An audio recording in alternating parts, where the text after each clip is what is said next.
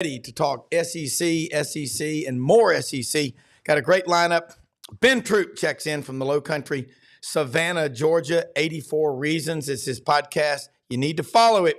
If we bring him on this show, you need to follow him. We don't bring people on this show that aren't worth following.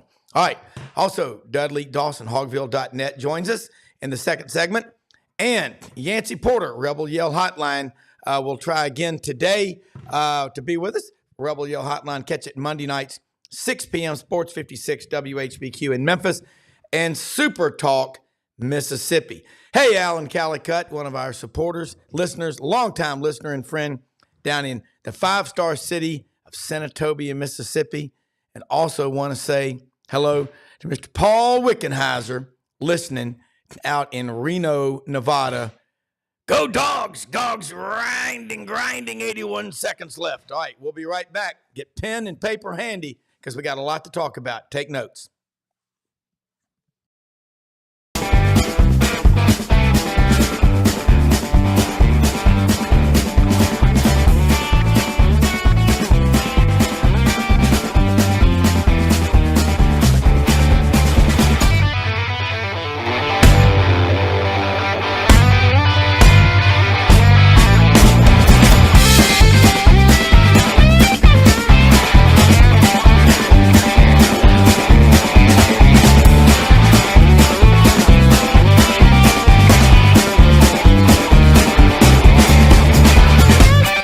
Sidelines with Rob Browne. Talk sporty to me.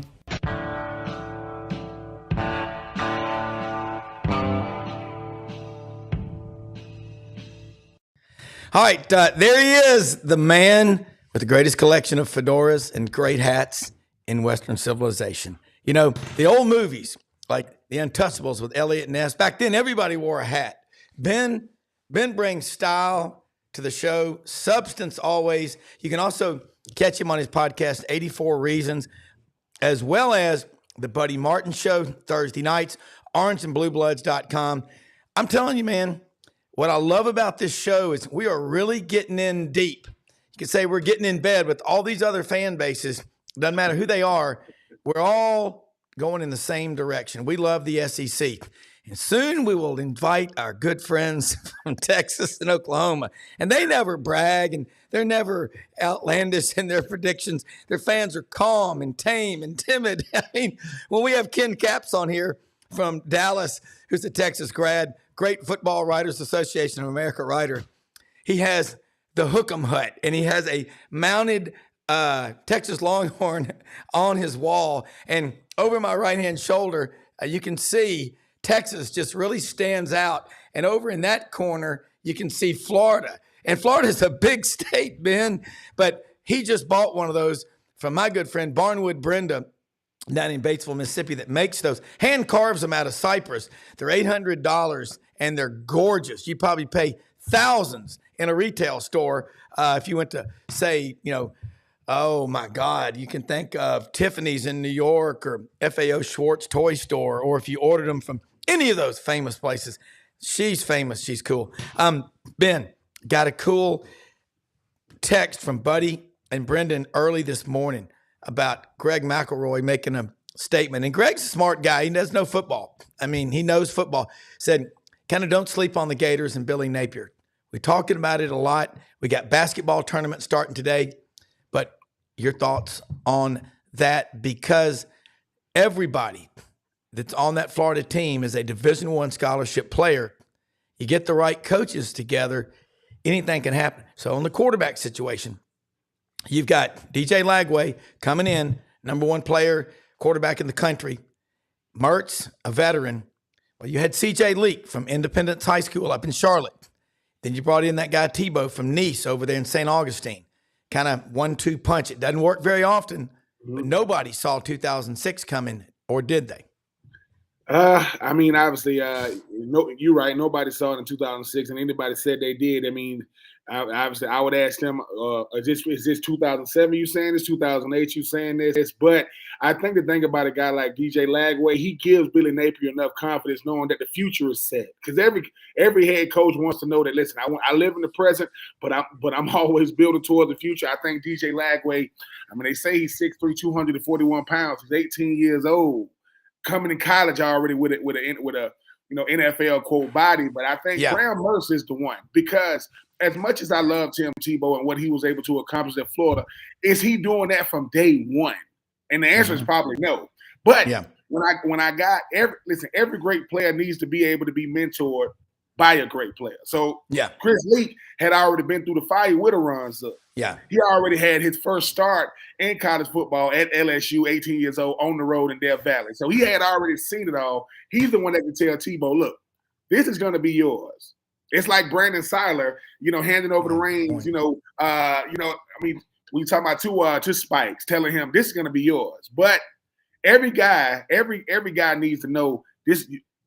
You a good quarterback. You want to be a great one. You got to learn how to do it. And Graham Mertz ain't saying he's going to be the reason why DJ Lagway is going to be great. He's saying, watch me work, watch me prepare. Because this time last year, Rob, I mean, I was one of the first eating crow, because I was talking about, is Graham Mertz ready for the moment? SEC, and I mean, 20 touchdowns, 3 interceptions. You tell me if he wasn't ready for it. But for Florida, it's all like any big time school in the SEC. It's about wins and losses. And up until this point, say what you want about Billy Napier. Great man, great coach for what he's doing for these players off the field. And you hear it all the time. Rob. Oh, you 5 or 6 plays away from having a winning season. Well, you didn't make them. And that's the difference. So I think while I appreciate Greg McElroy saying, what he said about watch out for the Gators, Graham Mertz said it. He said, man, we are what our record says we are. So right now, no one should be, we don't got I mean, Georgia's obviously the best team in the country, man. Definitely the best team in the SEC coming back. I mean, I don't know, what is it? The dark kid up there at Ole Miss, he might be the best quarterback coming back.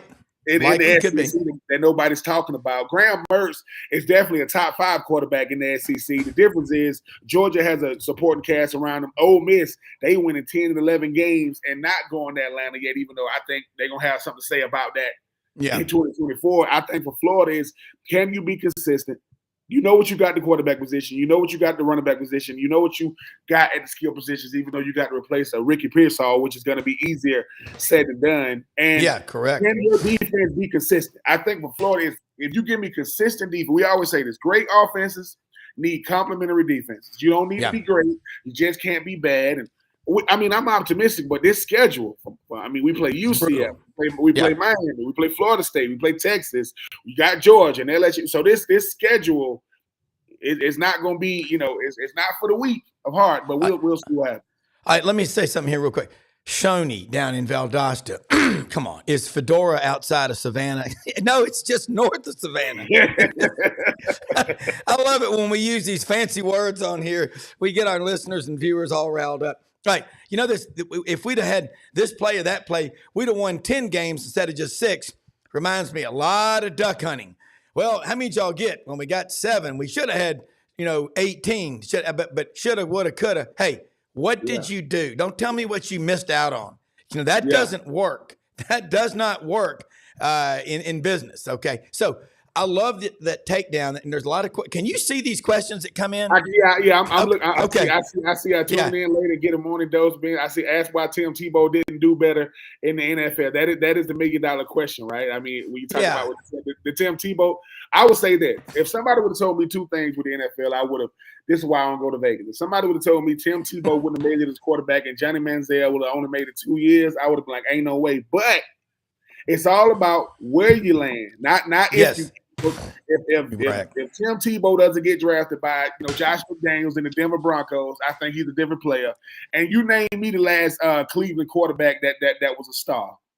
You tell me the last Cleveland Browns quarterback Joe Flacco just took him to the playoffs, which is crazy to even think about. Yeah. But I just think that just because you have being a star in college doesn't mean you're going to be a star in the national football. I mean, Kirk Cousins.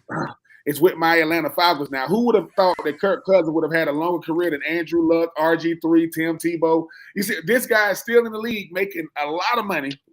But, hey, when people say, what do I want to grow up and be? I want to grow up and be Kirk Cousins, not the player, but the man that knows how to negotiate guaranteed at 36. Yeah. He just signed for $180 million, which I'm not, and obviously I have to love him now.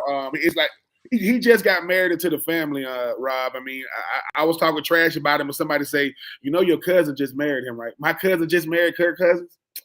So I got to go to the wedding and act like I'm happy for him because he's going to be repping my Falcons. But, hey, at the end of the day, the NFL is where the best of the best play. And if you don't you're right. play well, it's not an indictment against your career. It's just the fact that, hey, man, if I didn't play well with the best of the best, it happens to a lot. But I think Tim Tebow's of the world and the Johnny Manziel's of the world, they just did something to college football we may never see again. I mean, I ain't never seen good Lord, I ain't never seen nothing like that up there in Texas A&M. But Tim Tebow, thank God Tim Tebow went to Florida. Because if Tim Tebow would have went to Georgia, Florida State, I would hate his guts. I would hate everything about him. But he did make the right choice. He came down there from Jacksonville, even though he was born in the Philippines and still doing great stuff. Yeah, he is. So for mentally challenged people. So, I mean, hey, it happens. But at the end of the day, college football is better when me and my brother was talking about this yesterday with NFL free agency. He was like, what is NFL free agency? I said, NFL, it is culture, head coach, quarterback. That's NFL. Culture, head coach, quarterback. Look at what Tom Brady and Bill Belichick did. Look at what Kansas City and Patrick Mahomes doing. In the NFL and college, it's all culture. Yeah. The best coaches win the national championships. Because if I got the culture, I just play and plug them in. Hey, man, I hope my Florida Gators get our culture together because when I was there with Spurrier, that culture was together, boy. Yeah, and when people talk about a culture, what that to me really translates to is you work around a lot of other people who are like-minded that go, I believe in hard work. I believe in getting up earlier than the other guys. I believe in working. I love the old interviews with the guys that played years ago. Travis Tidwell was a quarterback at Auburn in 1949, 1950. He said, I wasn't necessarily the biggest or the fastest, but I always stayed after practice and ran an extra 10 minutes of sprints, did all those little things. I met Paul Hornung one time. He was a great player, won the Heisman at Notre Dame. Tennessee fans still pissed off about that when Johnny Majors got second. He came to speak to us on the floor of the bond division when I worked at First Tennessee Bank Debt Capital Markets. He said something I never forgot. He goes, look, when you're ready to go home at the end of the day, you've had enough, give it an extra 5 or 10 calls to that guy you're trying to get hold of, you can't get hold of. And the other thing I heard a very successful person tell me is when you're going to work early in the morning at 6 o'clock, the few people you see coming and going in traffic, those are the people that you want to get on the phone with. They're the ones who run the world, okay? The ones who are willing to work and do that extra stuff. And I look at Tim Tebow, it's all about where you land. But look at the good work, that he's doing as an athlete, the platform that he has. He does a lot of really good stuff. Now, I don't know him. I don't know his family, but I know he does a lot of really good work. And you start thinking about, and I love Dr. David Arnoff up in Panama City in the panhandle of Lower Alabama, L.A. Bernie Kosar from Boardman, Ohio. He did play for the Cleveland Browns, didn't he? I know he played at Miami. And then, and speaking of great quarterbacks, Chris Winkie, I think Chris Winkie was from St. Paul, Minnesota. He was 27. You think about Vinny Testaverde was from Concordia, California, I think. But one thing I will say about that schedule with Florida, everybody last year, the narrative was Georgia has a weak schedule. And you and I both know, and anybody that's ever played a sport, you don't say that. You don't say, this is going to be an easy invasion at Normandy Beach. You don't say that. You prepare for the worst. And one thing that happened, look at the gauntlet Georgia played at the end of last season. Give them some credit. They had to play Missouri, which ended up 11-2, Ole Miss, which ended up 11-2, and they beat the wheels off of them 52-17 in Athens. Then they had to play a Tennessee team. It was pretty good. Then they had to play Georgia Tech, better than advertised. So the narrative this year with Florida, it's a diametrically opposing argument. and yes, diametrically is just south of Savannah on I-95. Shoney, I know you're going to ask it, but this year the narrative is all these teams are going to be great. Remember, I've got 4 kids. You've got kids. You're dealing with 18 to 22, 23-year-old kids. Emotions. A lot of things play into it. NIL, the transfer portal. Florida needs to be myopically focused on what goes on their practice field and in that locker room.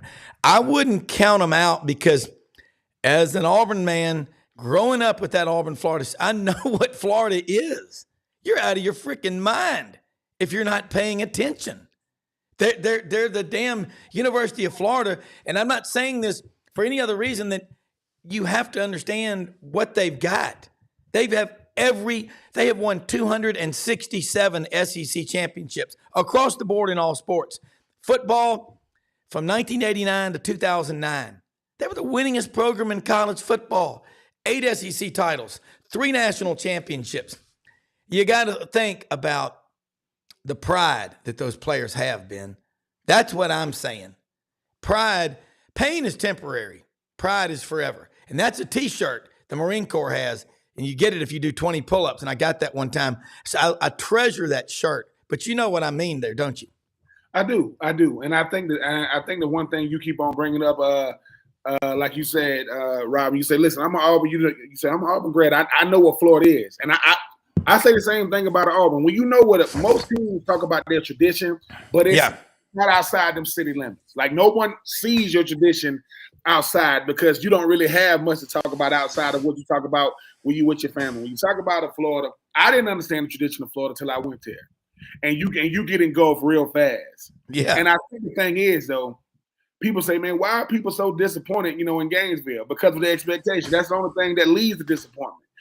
You just nailed it. I didn't mean to interrupt you, but that nails it because the damn expectations, and that's a good thing. If you put junk in your head, junk comes out. If you expect little of people, they will give you little or nothing. That's why I love having you on the show because you are true grit. Oh no, being a Florida Gator alum, I understand that no matter who is at quarterback, no matter who is at the head coach, no matter what, there's no excuses because you want the glory. If you sit down in front of any player, you say, man, you want that glory, huh? You want that roaring of the crowd. You want the appreciation of the fans. You want the respect of your teammates. You want the trust of your coaches. Man, that comes every single day. Like when people say, hey, the best teams have the most demanding coaches in sports. You don't think Kirby Smart demanded? You don't think Nick Saban was demanding? You don't think, Harbaugh was demanding? And when people go, well, why is it like that? Because a coach says, listen, I'm going to apply pressure on y'all so much that all y'all going to do is apply pressure on Saturday. I'm going to put so much pressure on y'all. And I didn't understand that. It took me a little while to understand. Ron Zook really honed that in when he got there because he says, listen, I yell at everybody. I yell at my staff. I yell at the trainers. I yell at the equipment men. I yell at because I want everybody to know, man, look, he kept telling us this. He said, some of y'all were talented enough to get recruited by all these schools, and this is the school you chose. He says, this is my dream school. My dream when I left Florida, when we won in 96, and I'm a special teams coordinator, was to come back as the head man. Now, I didn't know I was going to be coming behind Spurrier, but he did. And at the same time, though, so when people say, well, why is Ron Zook so significant in the storylines in the tradition of Florida? That 2006 national championship team, those key contributors, who recruited them? Zook recruited all of them. Dallas Baker. Dallas Baker, you talk about Lewis Murphy, you talk about Cornelius Ingram, you talk about Chris Lee, you talk about these guys that was there when we were there. So for me, it's when I'm looking at Florida, I'm saying, hey man, no one's gonna feel bad about you when you don't lack anything. You get the best of everything: resources, alumni, money, prestige, notoriety, visibility. You got to get it done because when you don't meet expectations, you stay off the internet. When you do, you live on that. You living on the internet. Yep. Love what they're saying about you. We used to walk in the facility and Ron Zook would say, hey, did y'all hear about what they said about us today? Yeah, you should know what they said about us. Don't read the papers because when you read the papers, only one or two things are going to happen. Either you're going to believe what they say, right?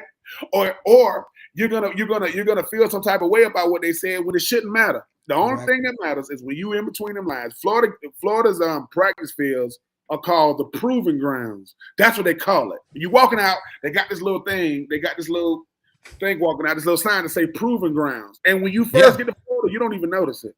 Yeah. You walk right by. You a freshman, I got my stuff on. I got on my orange. Run out there. After about 3 months, you saying, hey, man, why ain't I playing? And someone says, because you ain't proved yourself. What? Yeah.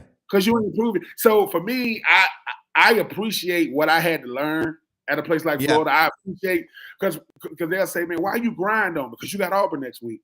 And after that, you got Arkansas. Then you got Georgia. Then you got Tennessee. Then you got LSU. It ain't for the weak-minded. Because if you think everybody wants to play at these schools. Everybody wants to run the ball like Cadillac and Ronnie Brown. Right? Everybody wants to do the jump pass like Tebow. Everybody wants to be a difference maker on defense like Tyrann Mathieu, Honey Badger, LSU. Until you got to do it. Excuse me, every Saturday. So I'm not this.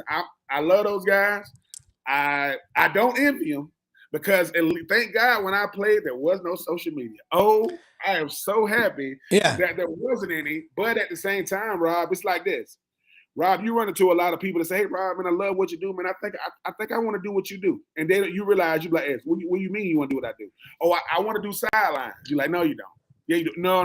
You think you want to do it. Why? Yeah. Because I can talk sports. That's not what I do. What? I talk life, and we throw sports in there. I call it sidelines. And they'll say, yeah, but I know about the SEC. Yeah. And I think that's the thing is, I got a nephew that's 17 years old. He's just going into his senior year. He said, I want to play at Ohio State. You know what I told him? I said, Josh, everybody does. He's like, what you mean? Everybody that plays running back wants to go to Ohio State or Auburn. I say, here's the difference, though. If you the starter in college, that means I got to be better than everybody under me who's younger than me and probably more athletic than me. I mean, the fact that Cadillac was the starter and Ronnie Brown was the backup, and Ronnie Brown was the 2nd overall pick, and Cadillac was the 5th overall pick, and then Carlos Rogers was the 7th or 8th overall pick, and you got Campbell what the 20th. That's cheating. That is their roster in 2000. So I don't know what to tell these players now other than put your head down. Learn and grow through the criticism and listen and you're never as good as they say you are, you're never as bad as they say you are. Go out there and play, because when it's over, when you playing your last game and it's same day, you trying to hold back the tears, I don't care if you make $500 million like Kirk Cousins, it will not get better than college, man. And I've played with the Titans and the Bucs and the Raiders, and I've met Al Davis and you know, I got coached by Jeff Fisher. Freaking Chucky. You know, I got coached by Gruden. I saw the Y2 banana. And with all that stuff, and people say, man, what do you miss the most? Oh, man, Florida. It don't, because we all broke. Well, we used to be. They ain't broke no more. They make a couple of dollars in NIL. But we were broke. Nolan Simmons was our financial aid advisor at Florida. You know what he used to tell us? My mama would say, Nolan told me to tell y'all to stop trying to get loans. They don't give a loan for $750. Well, no, and look, I love what you just said, because you're right. It never gets better than what you went. When you go through the tough times with a bunch of other people, but hard work works. We're going to bring in Dudley Dawson, Hogville.net up in Springdale, Arkansas, in the northwest corner. Now, Ben, he knows these Razorbacks, and I think Dudley was a GA. You worked with Eddie Sutton and Nolan Richardson with basketball, but you've been covering Razorbacks and college sports for 35 years. And I talked to a young, aspiring journalist who just got accepted to Fayetteville, Trip Keeter over in Heber Springs, and he really has a lot of respect for you. I talked to his Uncle Brian yesterday, and I said, it's like when you go biking or running. Get on the back wheel or the back foot of the fastest runner, the fastest biker, the fastest swimmer. And I appreciate you caring about him, because I said, you need to follow what Dudley does. He works his ass off. He knows what he's doing. But one thing he is he is a true grit journalist. He's not a fan. Can't be a fan. And I love this discussion. And okay, so let's talk about what's going on in Razorbackville. Got the tournament Do we starting have today. to? I've enjoyed listening to Ben. Nah, There's no way I can bring that in. I don't know if I told Dudley this though. Listen, I'm from Swainsboro, Georgia. Born, I was born there. I lived until I was in the 5th grade. My best friend in the whole world name was Titus Peters. We played against each other. He was born July 3rd, 82. I was born September 1st, 82. I mean, I've known him literally for 41 years, literally. And he went to Arkansas. He played with, he played with these slouches like Sean Andrews, I don't know if you ever heard of Mac Jones, Cedric Cobb. And the thing about it is, right, this is what I realized what culture was in sports. You go to Arkansas, listen to me. If there are opposing fans there, they're in a section that they ain't even gonna show on TV. They ain't gonna be nowhere close. My mom and his mom drove from Swainsboro to the game. That's like 20 hours to see us. I said, Mama, where was y'all at in the stadium? She said, listen, we were so far up. That's not their seats, by the way. We're so far. The whole Forrest Gump can't sit here. I don't think you want to sit here, ma'am. They was way up there, like way.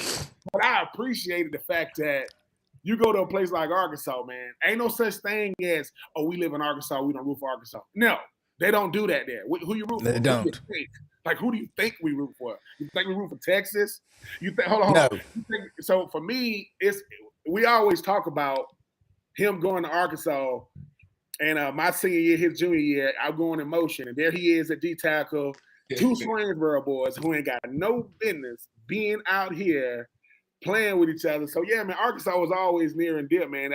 When people ask me, man, I said, you get recruited. I said, Ben, why don't you go to Arkansas? I said, and this is what I said. I was 17. I said, one, I can't spell it, and two, I don't know where it is. So I'm not going. I told him that. I said, I'm just being honest with you. But Matt Jones and I just think that those teams, when people say, I don't know who the greatest Arkansas teams were. I don't know if it was D-Mac and them, because when McFadden was there, it was must-see TV. He invented the Wildcat in college. He go, get us a running back you can snap it to. Is his name Darren McFadden? Yeah. Well, it ain't gonna work. This boy is, I don't know who he is. I got to play with him my 5th year in the league when he was out there when I was out there in Oakland, and I got to meet him. And I said, you from Arkansas, right? And he kind of bucked up. He's like, yeah, I'm from Arkansas. He said, y'all need to stop watching TV. Ain't no tumbleweeds, the Cowboys where I'm from. I said, no, I don't want no problem with your TV. I'm just asking you because he said, yeah, we country boys in Arkansas, man. He said, don't get it to. I said, D-Mac, I don't want no trouble with you, man. I'm just letting you know I'm a fan. I didn't know that people that big could move that fast. You like an Eric Dickerson in the flesh. Yeah. Like I ain't never seen people that tall and long. I said, I get to practice the first day. They hand him a little toss, and somebody said, stop the play. D-Mac, run. They run the same play. I don't know what they said. That boy hit a gear.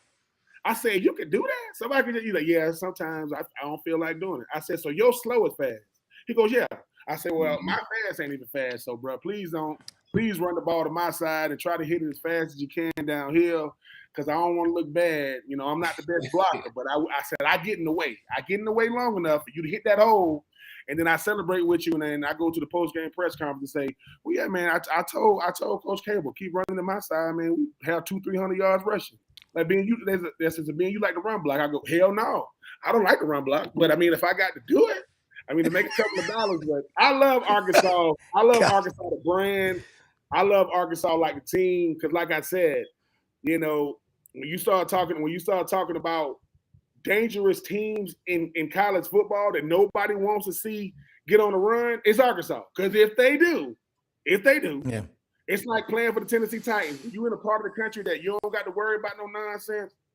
It's media out there. Obviously, we got Dudley Dawson. He gonna be honest, but it's favorable. Man, you got a shot to beat the brakes off people. I don't know what they eat in Arkansas, but I'm pretty sure it's dead and deep fried. I don't see a bunch of vegans out there in Arkansas. No. And Dudley. Dudley. Yeah. My wife does a great job of bringing vegetables to the table. But she also knows that there got to be some meat there, too. And there got to be some cheese on the vegetables. Absolutely.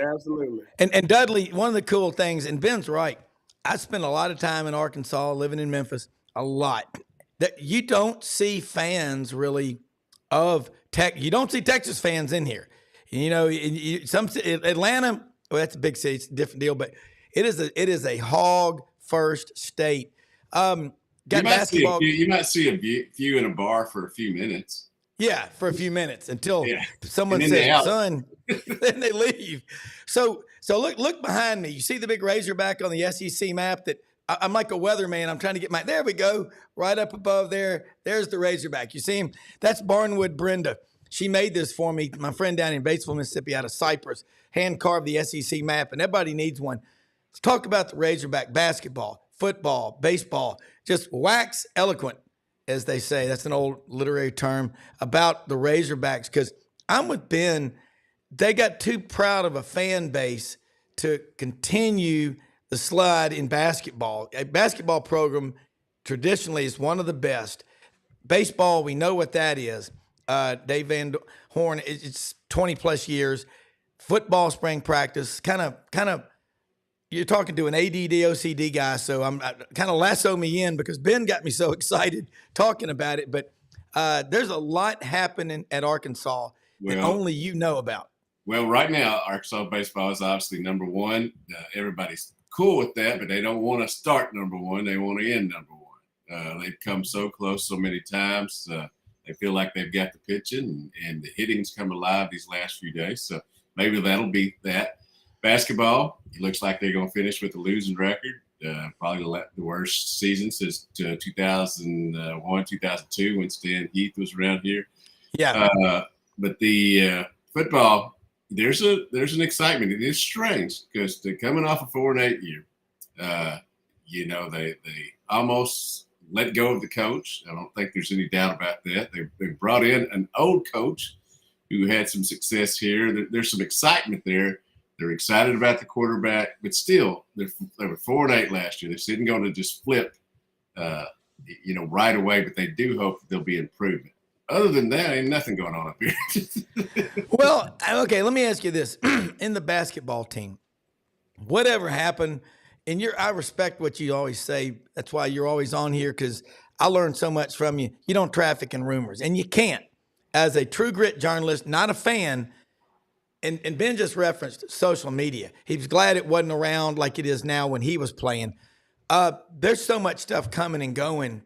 And if someone sends you something, a lot of people just automatically click it and forward it to somebody else without even reading it. You know what I'm talking about. Have things settled down off the court with Eric Musselman? Are the rumors still rampant about him? What do you know as a true grit journalist that you would tell us that would mean something? I'm going to trust what you say. Yeah, I know that there are going to be several job openings after this season at various places that didn't have the success, just like they didn't in Arkansas this year. And he's going to be a name that's mentioned there. He's a great coach to start off with. He's dynamic. He works that social media angle, brings the fans together. Yes, this hadn't been a great year, but it happens. It happens every once in a while. Sure. This guy had the best success these last 3 years that they've had here, really since Coach Richardson was around. If you want to, if you just want to be honest with it, and that was a long time ago when you look back at it now. Do I think he'll be back? I think he wants to be back, but I think he's smart enough that he'll look at these jobs and assess them along with the support he has here at Arkansas. And I mean, one of the things about firing a coach and hiring another, you're going to have to go into a situation.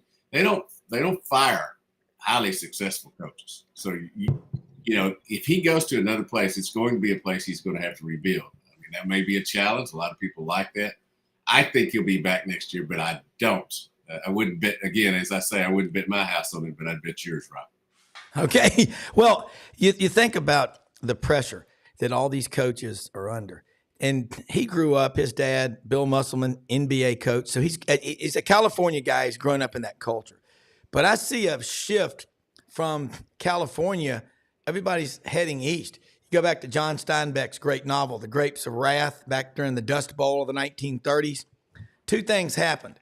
A lot of people left Oklahoma and Nebraska in the middle of America, headed to California. But now, but also the other thing that happened at that time was the governor of Oklahoma said, we ain't got much. We really don't. But we're going to have us a great football program. That's how that happened out there. If you studied it, my friend, the late Steve Leake, and his father, the late Buddy Leake, had a great website. He was an All-American running back there with Billy Vessels when Bud Wilkinson was coaching there, called Southern fried sooner. I loved it. But, man, I just think about the Bobby Petrino effect. And Ben knows what one assistant can do in terms of raising the bar. What's the atmosphere like going in with spring practice and everything that's happening right now with all the new stuff they're going to put in? What's the general consensus? Well, I don't view it as my job to bash people, but let's just be honest about one thing. It didn't work here with Dan Enos last year. And when you would go to a practice, it wasn't as organized as it should be. The kids weren't as spirited. Let's just be honest, there weren't as many people open as there should have been during pass routes and all that. And, the one thing about Coach Petrino, and again, I've never questioned him, is on the field. And he's a fantastic offensive coach. That thing is clicking over there. It looks like an offense that you want to be a part of, that you want to run. Now, will they be able to be successful against the SEC defenses? That's a whole nother story. But just from you looking at it, you look like this is an offense you'd want to play in, and it looks like an offense that might score some points. And that was not the case last year. We all were sucked in by what Coach Enos did back when he had Brandon Allen, and some other guys that they were able to be successful with, but it just didn't work. It didn't work from a schematics point. It didn't work. It certainly didn't work from what's the word I want to use here? It was just not. He just didn't production standpoint. He didn't seem happy here, and they didn't seem happy, and the team didn't seem happy with him. It was just a chasm that just grew deeper and deeper as the losses got mounted. Yeah. And then that also trickles down to recruits. Ben, get back in here. What are you talking about bringing in Bobby Petrino? We know his on the field. We're going to focus on his on the field deal. God, if everybody looked at everybody's life 24/7, man, we'd all be messy. But I'm just going to focus on his football. That's all that matters. Okay. He's bringing in a new system. Sam Pittman's told him he has full authority. That's important, isn't it? Oh, it is. Sam Pittman understands. He come from that. He come from that Kirby Smart coaching tree. He understands. The less I have to do as a head coach, the more I can focus on being a head coach. These micromanaging head coaches are getting, fewer and far between now because they know I don't want to call the plays and run the team. Good point. Because then you talk about NIL and social media. I think a guy like Bobby Petrino, it's going to mean something different to him because he said, look, I get it. I've been a lot of places since I left here, but coming back, it's a good Lord, it's a total different world, not even just a total different Arkansas. He's going to bring a sophistication to the offensive side of the ball, and he's going to be highly demanding because that's what good offenses do. A lot of word salads in some of these play calling, but if they can understand it and they can break it down and simplify it, Bobby Petrino knows offense, man. You can say what you want to say. He knows offense. And if he can get these guys to buy into what he's saying, which I think they will, Dudley, I agree with you. How's it going to look against these SEC defenses? If they get it right, it could get scary. Because like I said, you only build confidence on Saturday afternoons, but you got to work it Monday through Friday. I think they're doing that. I was happy to see him back in the fold. And like I said, I don't know the AD at Arkansas, but that when they say we finna hire Bobby Petrino. What? As OC? The Bobby Petrino, yeah. I want to see that press conference. Because like I said, I don't have a problem with Bobby Petrino outside of the fact that he went to Arkansas because that's how bad my Falcons are. Good. That is how bad.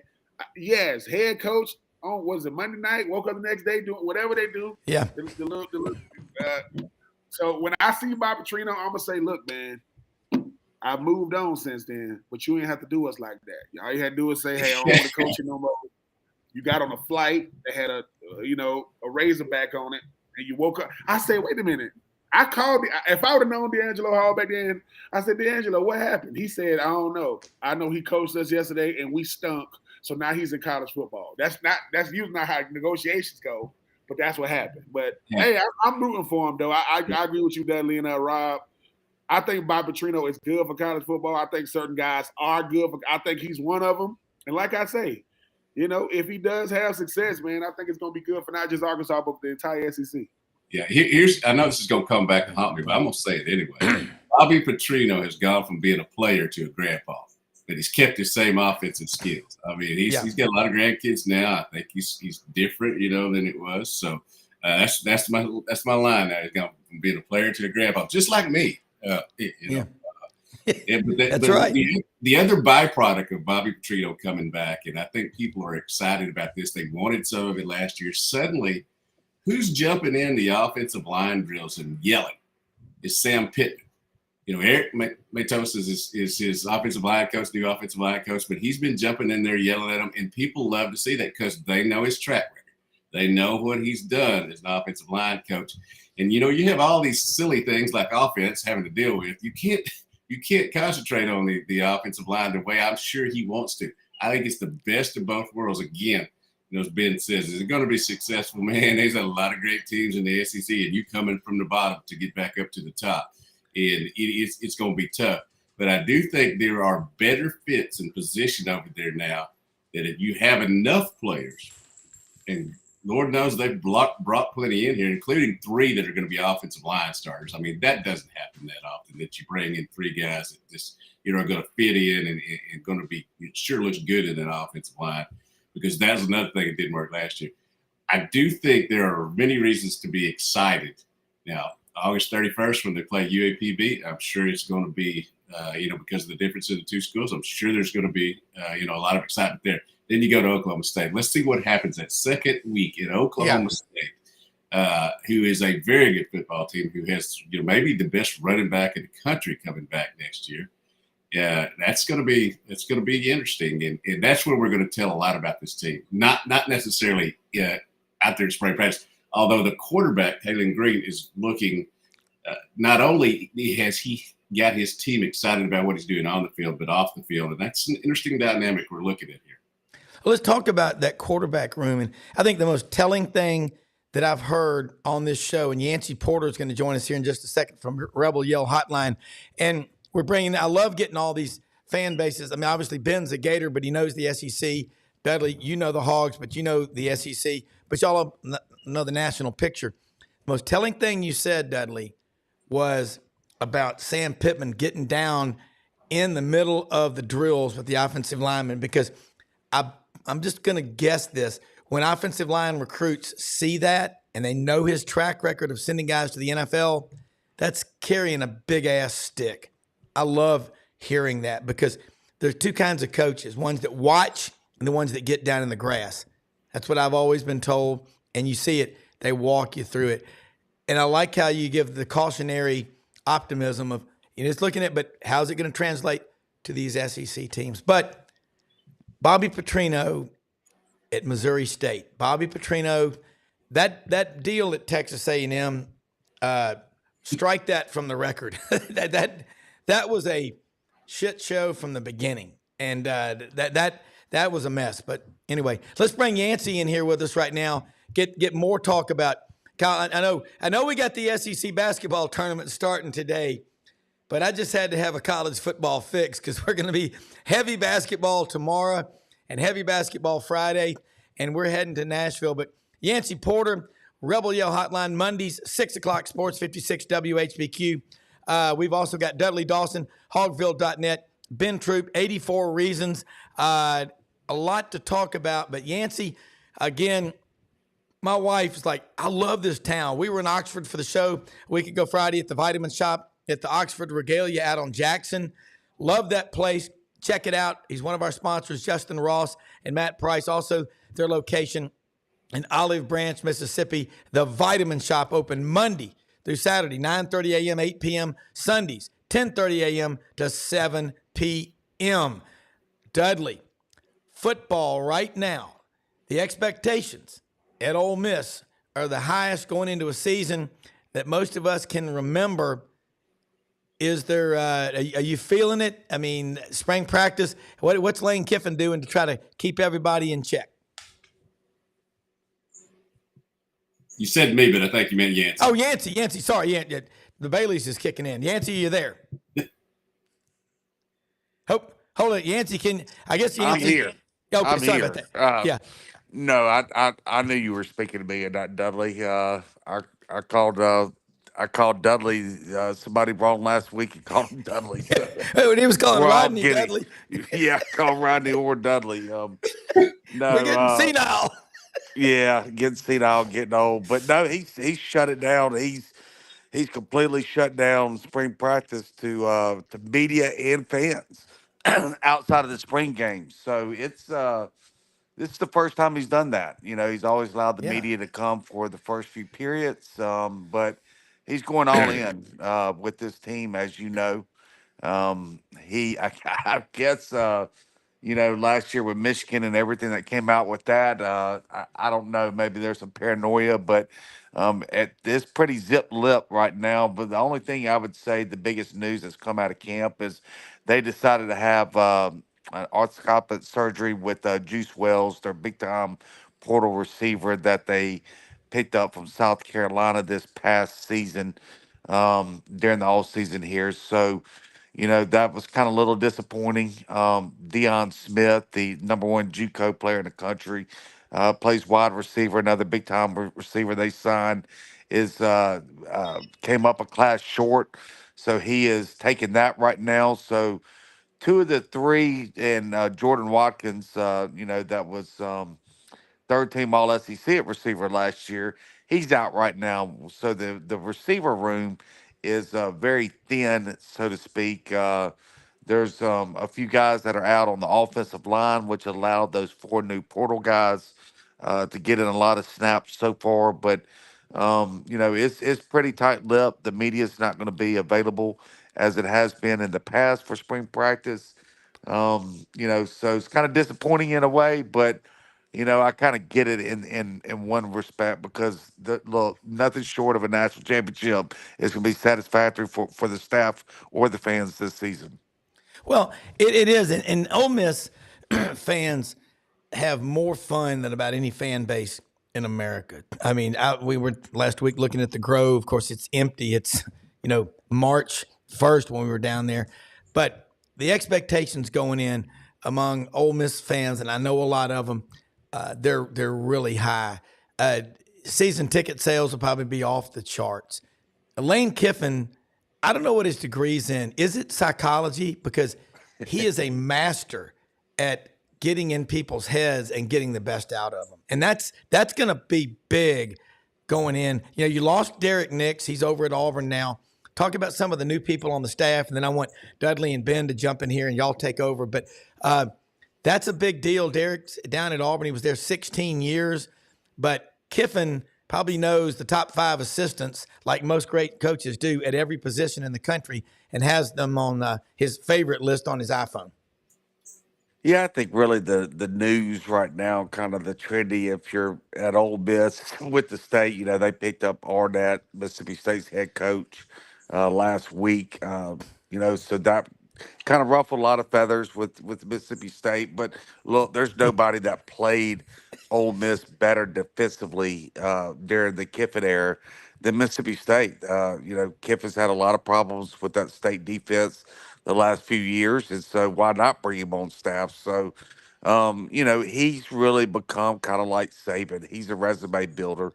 He's the one that rehabilitates reputations, and he's really just kind of taken over the Saban model. He's the only voice of the program. He doesn't allow assistants and most of the players to talk to the media. There's only one voice from the program, and that comes from Lane Kiffin. And I think that his time there at Alabama really molded him into the coach he is today. Yeah. Hey, Rumble Boxing Gym, Midtown Memphis, 1835 Union Avenue. Check them out on the website. Open Monday through Friday, 5 a.m., 7 p.m., Saturdays and Sundays, 9 a.m. to noon. Let's get this Rumble boxing going. Dudley and Ben jump in with questions with Yanct Porter, folks. Rebel Yell Hotline. Follow this show. It is the source for Ole Miss sports. No, Yancy, I was going to say, too, I mean, obviously, I got a chance to see Ole Miss in the bowl game. Lane Kiffin, I don't know if he was brought in to be the evil stepchild to Nick Saban, who's obviously moved on to greener pastures now. How dangerous can this Ole Miss team be in 2024? Because you talk about Dart, the quarterback position. Obviously, They was loaded without the additions that they brought in. But if they could get this offense clicking like it was in 2023, how dangerous dare I say these Rebels can be in 2024? Well, that's a great point there. The receiver room they added, as I just said, the number one overall JUCO player in the country who happens to be a receiver there, Deion Smith, Juice Yeah. Wells at South Carolina. They're going to be much more explosive in that receiver room than they were last year. I think you're going to see them throwing the ball a little more vertical than they did last year. They've really leaned on that running game the last 4 years under Kiffin. They finished either one or two in the SEC in rushing every year that Kiffin's been there. So I think they're going to really step it up in the passing game. That how's that going to affect the defense when when the offense is only there for having a minute to Yeah. 2 minute drives? We'll see, but they're a lot deeper on the defensive line. They picked up some studs there on the defensive line, a lot bigger, longer in the secondary. So we'll see. On paper, they're up there. They're a top five team unquestionably, but the chemistry means a lot, and we'll see how they all mesh. Dudley? And one thing I'd say, I heard him talk about Zach Arnett. I think that's a fantastic hire. I mean, he was viewed as a fantastic assistant coach, a defensive guy. Before last year, it didn't work out. That was a weird situation, an unfortunate one, I guess would be the right thing to say. But I think it's a great hire. And I don't understand the concept of Mississippi State being upset that Ole Miss hired somebody that you sent away. That's how, They don't. You don't get to. I mean, I don't know how this works, but you don't get to criticize your ex-wife's new husband. You might offer sympathy or something. Sure you do, Dudley. That's a God-given right. I'm kidding. I'm excited to watch this Ole Miss team. I mean, I've known Lane and his dad forever. I mean, that's how old I am. Is that I was around here when Monty Kiffin was actually a young assistant coach. I've always had great respect for him, and so I look forward to watching them this year. And I know that some people don't like his antics, but if you win, you can do that, and I have no problem with it. And again, it's another one of these guys my wife says I was like in high school. So. I just think it's exciting for the SEC to have somebody besides Georgia and Alabama that truly have a chance to win the national championship, that truly have a chance to replace them, at least for a season, right? It's so redundant right now in the SEC with Alabama. Then Georgia came in, with Kirby's third year, somewhere around there, third, fourth year at Georgia, and they've been consistent the last 3 or 4 years. But the SEC needs some fresh blood, and so even take me outside of covering Ole Miss for nearly 30 years now. Take me out of the equation as someone an SEC fan. If it was another school like Arkansas or South Carolina or just somebody different, just different that truly was a national championship contender, that would excite me. Well, let me throw something at you, Dudley, and I got to tell you.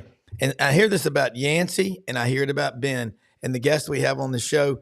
I hear so many people say stuff about the high character of y'all. Dudley, you and I both same age, and we've been around, but we ain't old.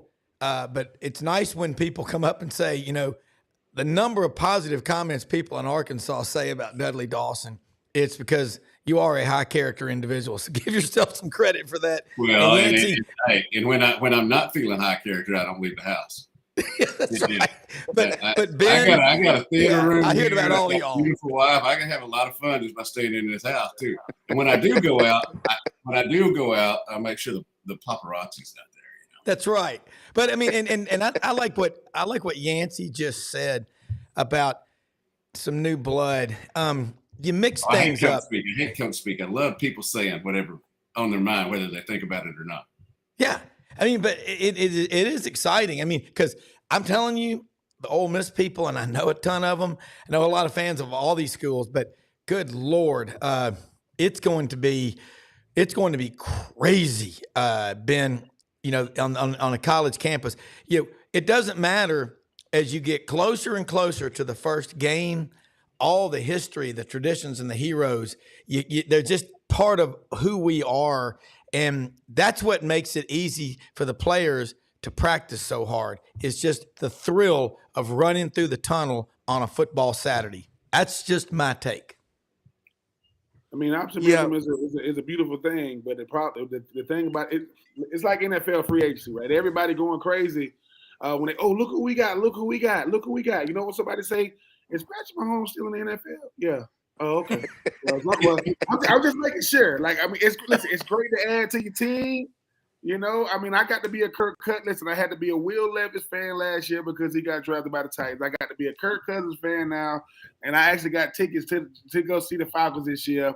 You know, I don't even drink alcohol. You know, I might have to start because I got to go see Kirk Cousins this year. It'll be rough on me, man. But college football is different because Lane Kiffin is great for college football because of how he is, not just how he coaches. Like, when Lane Kiffin is giving like politically correct answers, people are like, what's wrong with him?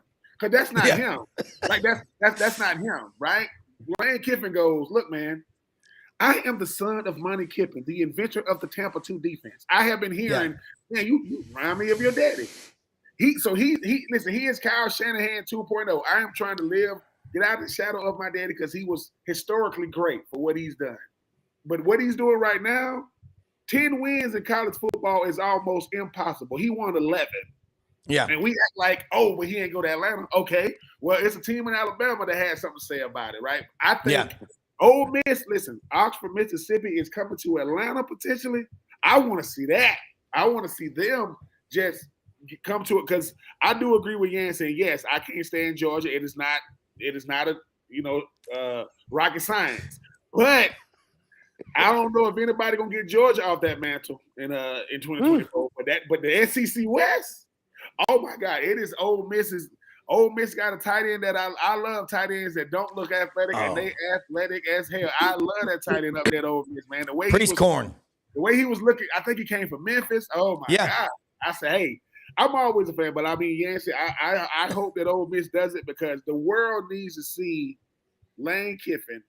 Because Lane Kiffin, he gonna look at potentially Kirby Smart and say, don't think you got an easy dub just because you ain't looking at Nick Saban. Don't think it's gonna be easy in this dome. Yeah, but, no doubt about it. He'll say that behind the scenes, on the scenes, he'll try to be politically correct, try to say something. That man, So hey, at the end of the day, the Rebels, I had a chance to play against them when they had this bum named Eli. I don't know where he came from. So I know how good. I know how good Arkansas and Ole Miss are real similar in this regard. If they are balling, look out. If they are balling, it's gonna be hard to beat them because they say, hey man, we ain't the media darlings. We get it. We ain't media darlings.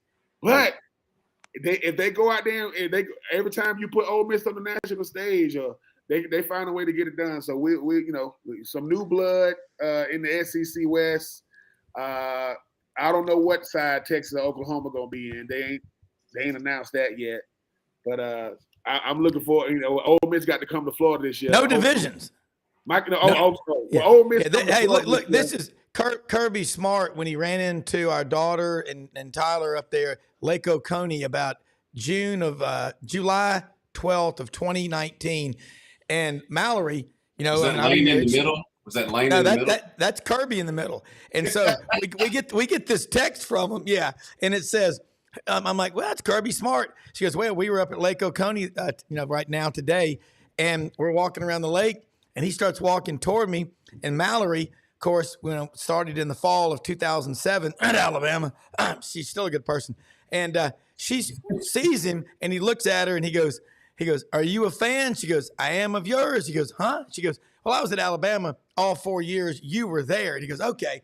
I said, he was up there with some of the other coaches and their families having some time away before the season started. But I know people that know Kirby Smart, and they absolutely love him. I mean, let me throw this one. Shoney down in Valdosta, which is right next to Hayhira, Georgia, says a question for y'all, and I'll throw it to Yancey. Do we need to get Yanct Porter to compare Ole Miss football program building to Ohio State team building in this NIL era? That's a good question.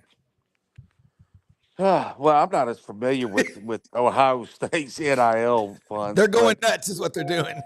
that's really what has allowed Lane to accumulate the talent that he's got. Look, Lane's been ahead of the curve. We've talked about this in the past.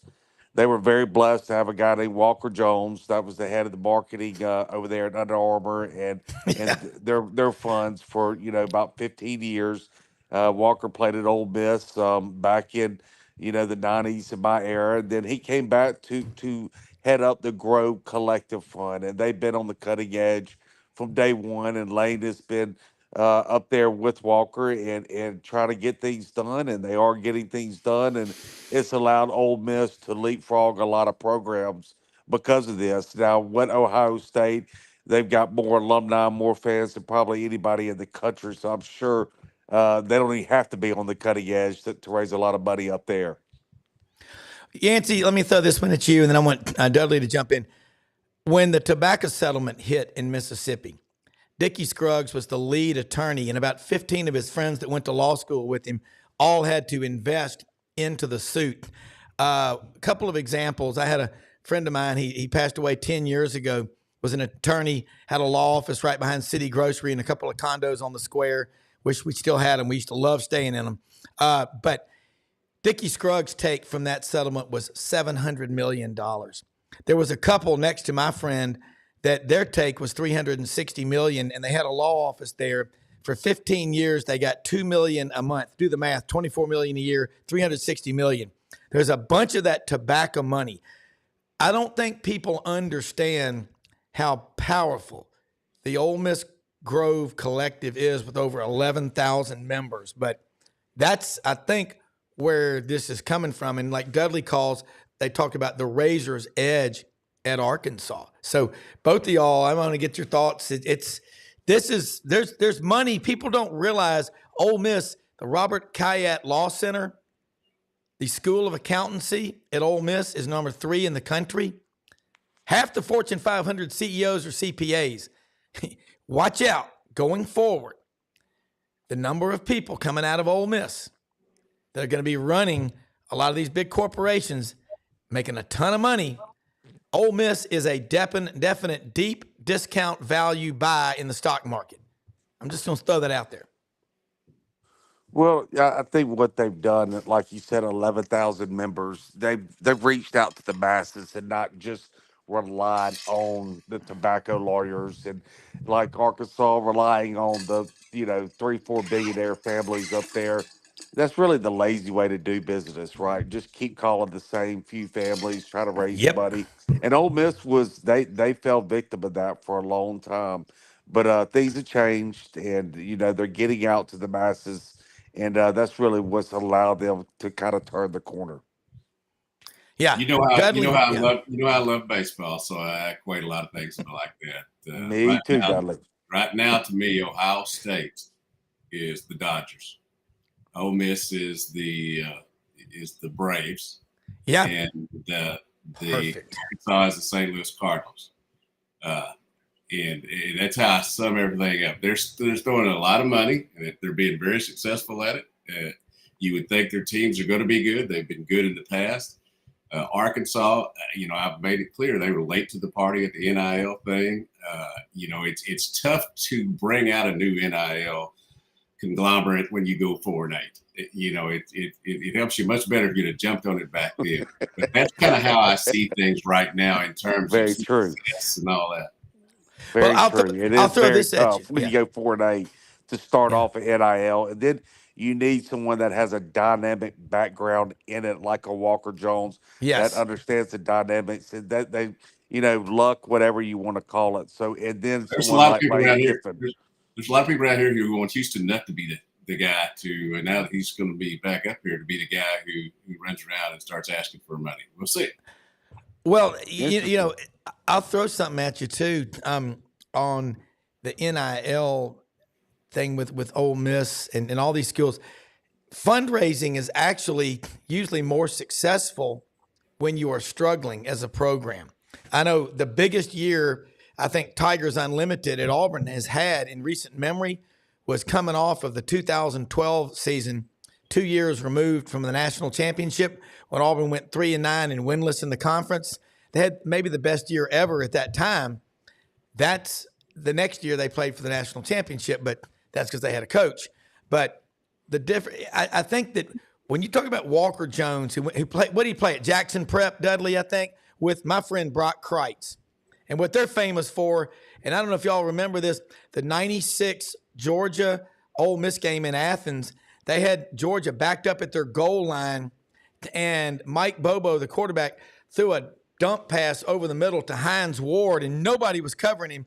And Brock Kreitz from Naperville, Illinois, and Walker Jones ran him down at midfield and saved the game.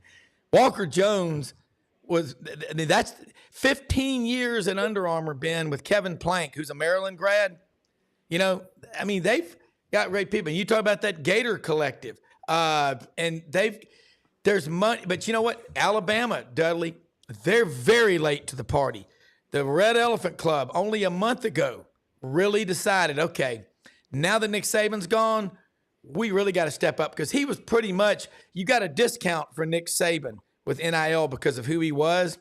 But now the Red Elephant Club is involved. And I can assure you, they are serious about keeping Alabama on top.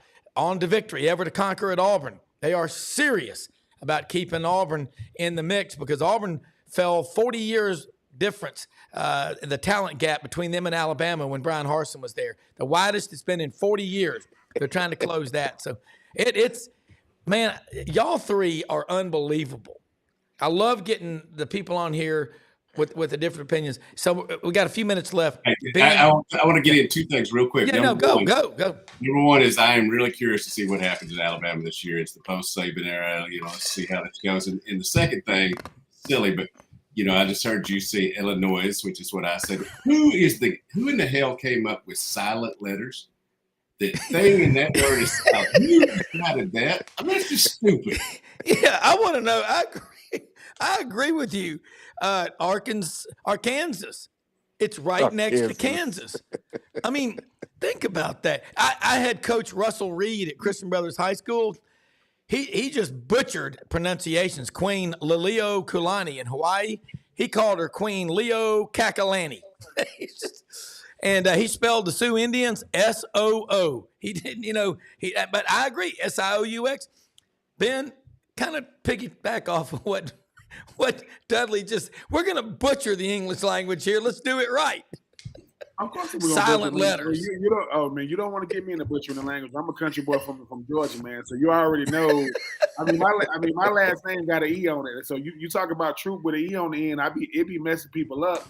I had a lady tell me, you don't spell Troupe with a U in it. You don't spell Troupe with an E on it. I said, ma'am, I've had this last name my whole life. You're gonna have to talk to my ancestors. They the one, gave it to me. But even sticking with these collectives, Gator Collective went to Florida Victorious, and what people don't understand about NIL is this. It is the new wave, right? Listen, you either get with it or get lost, because, and I like what Dudley said about the Dodgers and the Braves and the Cardinals. The problem is, don't nobody want to be the Yankees. They don't want to do that, because the Yankees, what you hate about them is if they want them, they will go buy them. That's why we call them evil empire for a reason. They will go get a pitcher from Japan right now and give him $250 million and say, listen, we'll send you home 10 times a year. And guess what? The Yankees ain't won in a while. You can't tell Yankees fans that now. You cannot tell Yankees fans they ain't won a World Series in a while. They'll pull out Derek Jeter in a minute. But I think for these collectives, though, whether it's Auburn, whether it's Arkansas, whether it's Ole Miss, whether it's Florida, whomever, it's always a correlation. Best teams got the best collectives. That's how it's going to be. You don't got to like it. Best team. Listen, you know how much easier it is for Lane Kiffin to go and tell these alumni, listen, man, go deeper in your pockets, man. You see what it does? You see? And it's pennies on the dollar. When people say, hey, I had somebody tell me, have you ever met a billionaire? Like, yeah. They said, all you got to do, right, is get them to pick up the phone. Just give them a hello and just talk to them. Because they've been giving out money for ages and ages. As far as the collectors, the fans is giving, $10 a month, $50 a month. That stuff works. I mean, I would love to say it don't, but it does. And like I said, I mean, for everybody to think that college football is going to hell in the head, because of NIL, man, look, It's not. Jimbo Fisher made more money than Nick Saban. Mm-hmm. That's all you need to know. Jimbo Fisher made more money than Nick Saban. Everybody in the world wants to be Jimbo. They want to go. Listen, they want to go to the All State. They want to play. They want to coach Texas A&M. They want to be mediocre and walk away with the biggest check and laugh. And ain't nobody have. And I ain't mad at Jimbo now. I'm not mad at Jimbo. But most people ain't got tobacco money. Most people ain't got that oil money. I'm in the University of Florida to where we got the most fans in the state of Florida. We got the most. You start telling them fans, hey man, well you ain't winning enough games because you ain't giving no money. It is a correlation. Doesn't mean you're gonna win, but if you give them a couple of dollars and people and let me say this for those people that be saying, Ben, how much money do you give for Florida Victorious for saying this? 0. I don't work for Florida Victorious. I just do 84 Reasons, which I enjoy. But if people say you telling me a couple of extra $1 million is the difference in winning the national championships or not, ask Georgia, ask Alabama, ask Michigan, which we won it last year. I don't know if they're gonna be. I know they're gonna make. I know the players gonna make a bunch of money, but Harbaugh's going. That might be going back to the dark ages too. Yeah. Well, I'm gonna throw something at you too. We got a few minutes left before we wrap it up. Great discussion on NIL. I will say this. I think that the Green Bay Packers model is a good one because really when you break it down, a home football game at Reynolds Razorback Stadium, and I think the naming rights are up for a bid, you said soon at Arkansas, but at Florida Field in the Swamp, Vaught Hemingway Stadium, those are shareholder meetings. And if you have a massive populist movement of donors, like the Green Bay Packers do, like I know people that are Packers fans like Michael and Connor Sag, they get their certificate because they own shares of the Packers. It doesn't matter whether you own $50 worth or $50,000. Once you invest and you have money into something, like whatever your company is, like I know people, I love to duck hunt, okay? There are people out there that will spend $5,000 on an expensive shotgun and put cheap shells in it. Why not put the best? Why not put something like Migra Ammunition, great company based in Charleston, South Carolina. It's of all the ammos, everybody I know that's a serious duck hunter goes, hey, can you find Migra ammo or whatever? You got to put the best into what you do. But I think NIL, it's going to be fine. The market will correct. But I think you're going to have, you can't keep beating on the same wealthy people. You've got to spread it out and have a large army of people that are investing in your program. I mean, Dudley, you see it at Arkansas with this Razor's Edge. I actually think now with the football program struggling, it's going to be actually easier to go to people and say, hey, look, if y'all want to stay at 4-8, don't give. But you know what? It takes money to make money. And I think it's going to be, I think they're going to have more. Do you know the people with Razor's Edge? I would love to get the guy or the gal running that program. Surprisingly, being a sports writer, they haven't called me and asked for money, even though I'm an alumnus here. So they know what I make here. I'm comfortable. I got a nice house and all that, but I ain't got no money to give nobody. Hey, that's whether you a college football program or you my uncle or a cousin. I'm just saying I'm taking care of everything here. And I got the grandson, and any money that's left over going to him. Yeah, we were talking about. I've got another grandson that's going to be born in late April. My daughter's got Alexander coming. I call him Alexander the Great. I said, I know one thing I got to do. I got to renew my Memphis Zoo membership card because we'll be going to the zoo a lot, Yancey and Dudley and Ben. But look, catch Dudley Dawson, hogville.net. What's your social media handles, Dudley? After you do that, go ahead and give it to us, Yancey, and you, Ben, and we'll wrap it up. But I want to thank everybody watching this show because I want to say this. Most often we see the face of Christ in the least among us. Go out and help people. Find ways to make a difference. I know what Ben does. I know what Dudley does and Yancey does. Y'all are all high-character individuals. That's why we love having you on the show. But tag out Dudley, Yancey, and then Ben, and we'll wrap it up. Dead Sports, DED Sports is where you can find all my little stuff. I love it. As you said, hoggo.net and fearlessfriday.com. All right. At Yancey, Yancey Porter, just go anywhere on Super Talk or WHBQ from Mondays to 6 to 7. I love it. And you live in one of the great college towns in America. Get down there to the Beacon for an M16 breakfast. Do you know what an M16 is? A meat and 16 sides. All right. Dudley, Ben, tell us how they can follow you. Always at Ben Troupe 84 on all social media handles, at 84 Reason, and at The Uncommon Crew. That's The Uncommon CRU. That's my nonprofit, to where, I be these young men be driving me crazy. I be driving them crazy, trying to help them become who they want to become outside of ourselves. I love it. And look, I know Shoney wanted to know how to get in touch with you about having you speak to a group down in South Georgia. I will hook y'all up after the show. But everybody, all of our viewers, watchers, sponsors, everybody, thanks so much. SEC Sidelines Sports Network and SECU every day. The only easy day was yesterday. We'll see you tomorrow morning. Basketball tournament starts today. Get ready. Have fun. We are out of here. Everybody, see you. Take care.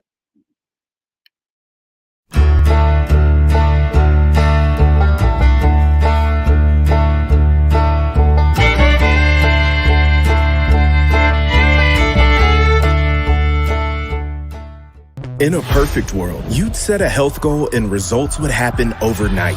In this world, the real world, it takes time, dedication, and the right support to achieve your best self. The Vitamin Shoppe health enthusiasts are here to make sure you're not wasting a single moment on the wrong supplements. From the highest quality sports nutrition and superfoods to the most sought after trends, you'll find a huge variety of science-backed solutions for every goal. And the people to help guide you along the path to greatness. Unbelievably, every 2 minutes in our communities, a child is either bought or sold for sex. I am Ari Dickey, board member for the Nashville Anti-Human Trafficking Coalition. Join me and millions of others in our fight against human trafficking and for its victims by helping to educate the most vulnerable among us, our middle and high school students. Go to nhtcoalition.org, become a partner, and help keep our families safe, because none of God's children are for sale.